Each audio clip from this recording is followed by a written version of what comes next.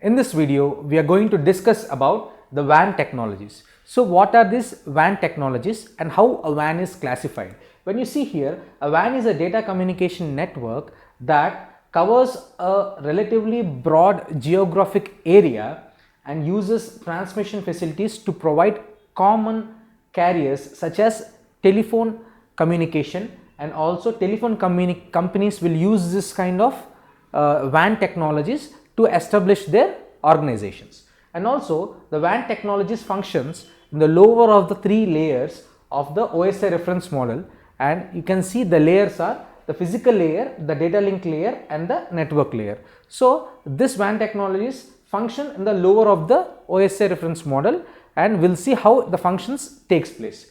And also you can see the illustration of this functionalities in this picture here.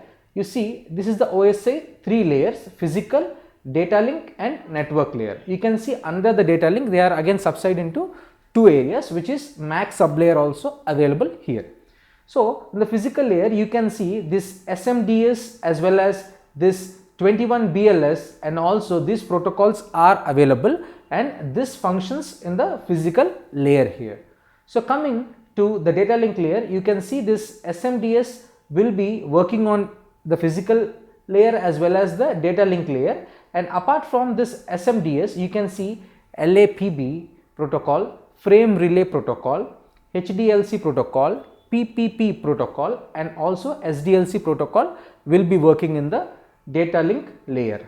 And the next layer is the network layer. In the network layer only this X.25 PLP protocol works in this network layer. So by using these protocols in the particular layers of the OSI model, the WAN functions, and how these functions happen we'll be discussing in the next videos.